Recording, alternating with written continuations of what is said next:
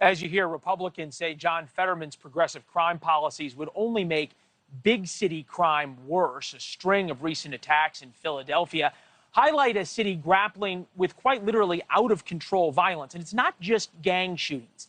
This video of teenagers killing an elderly resident drove home the feeling of lawlessness in that city. To be fair, Fetterman doesn't, as lieutenant governor, and won't, as U.S. senator, directly affect Philadelphia's or even Pennsylvania's criminal justice standards. But nevertheless, he leans into it. He's been clear that he supports reforming life without parole sentences for accomplices to murder who did not pull the trigger.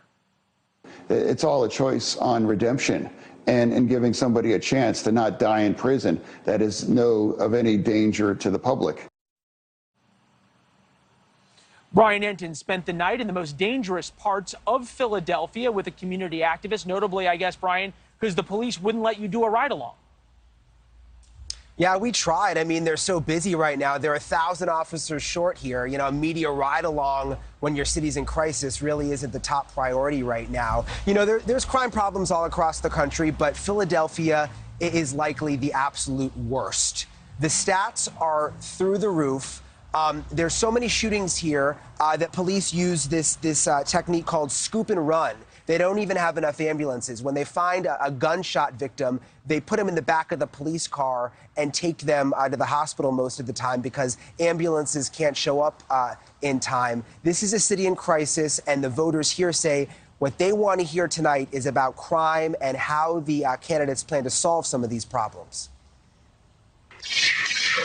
In Philadelphia, crime is constant and has become a part of everyday life for many living here. Violent robberies have doubled since just last year, and Philly is on track to break the record for murders it set in 2021. So this is the memorial here. Oh, okay.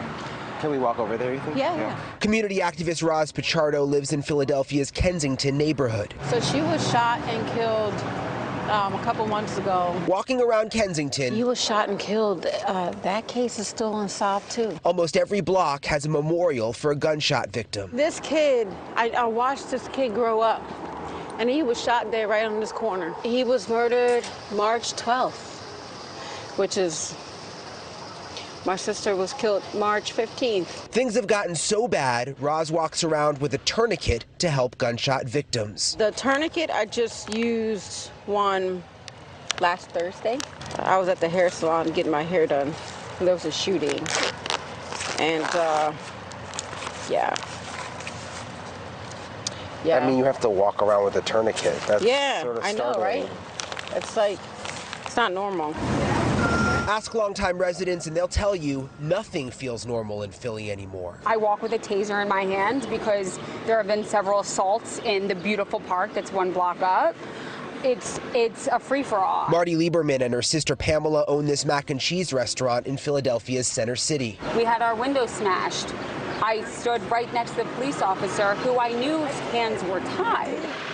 And it was clear that this gentleman was not mentally well. But at the end of the day, I can't worry about everyone's mental state when we have a business to save after a thing like COVID. Mark Fusetti is a retired police officer in Philadelphia. With the Senate, Dr. Oz, Fetterman, what you know, I mean, who are you going to vote for?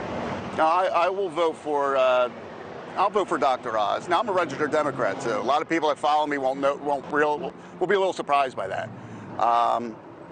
But just Fetterman's stance on murder alone, where they should get their second chance. I know too many people that were victims of a homicide, their family destroyed. Roz knows many of those families. She says the city is at a breaking point. Republican or Democrat, do you think the point the city's at now, most people agree that there should be more prosecutions? Definitely should be more prosecutions. I mean, the uprise in violence is up. People who carry firearms are up. I mean, they're arresting them and letting them go. I mean, it's not a Democrat or Republican issue. It's a life issue. So it really is a city in crisis, Leland. These are the kits that the residents, that some of them carry around. They gave us one. They said, hey, if you're going to be on the streets here, you should at least have one. They have the tourniquet that they're ready to use if they come across a gunshot victim. And then also very important, they have Narcan.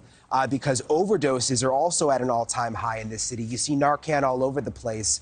They basically squirt this up people's noses when they're having an overdose. They can save lives that way. Thanks for watching. Go to newsnationnow.com to find NewsNation on your television provider. And don't forget to subscribe. Click the red button to get more of NewsNation's fact-driven, unbiased coverage.